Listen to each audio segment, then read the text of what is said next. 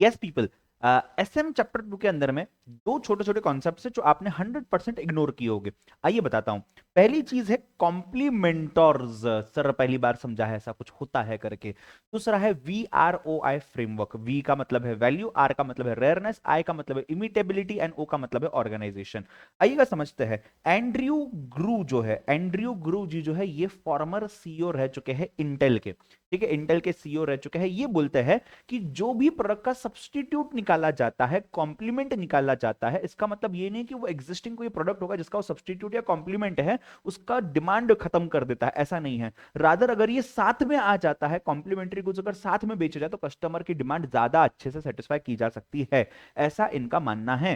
जैसे कि कुछ चीजें आप साथ में यूज कर सकते हो, बेच सकते हो। जैसे आज डेल जब बेचता है कोई चीज, लैपटॉप बेचता है, उसके साथ माइक्रोसॉफ्ट का you can say inbuilt subscription आ जाता है, माइक्रोसॉफ्ट के टूल्स आ जाते हैं।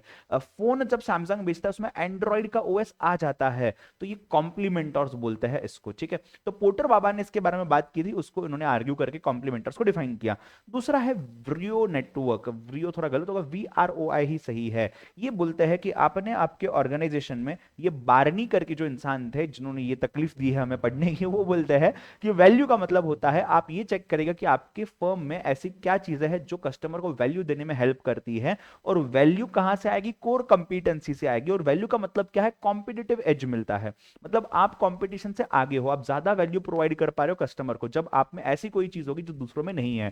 कोर कॉम्पिटेंसी जो सिर्फ आप ही में है। ठीक है, रेयरनेस मतलब ये कोर कॉम्पिटेंसी अगर सब में होगी तो दिक्कत की बात है। तो अगर आप में है, आपका जो राइवल है, कॉम्पिटिटर है, वो भी डेवलप कर रहा है, तो आपको और कुछ सोचना पड़ेगा। ऐसा कुछ सोचिए जो इमिटेट ना कर सको, यानी कि बैरियर से कॉपी करने के लिए इजीली कॉपी ना कर सको। जितने ज्यादा बैरियर्स होंगे, जितना डिफिकल्ट होगा कॉपी करने में, उतना ही आपका कॉम्पिटेटिव एडवांटेज ज्यादा ड्यूरेबल होगा मार्केट में। और लास्टली, जब तक आपके ऑर्गेनाइजेशन में एक स्ट्रक्चर नहीं होता है, चीजें प्रॉपरली यूटिलाइज नहीं की जाती है, तब तक आप एक्चुअल में ऑप्टिमम यूटिलाइजेशन की तरफ बढ़ ही नहीं सकते हो।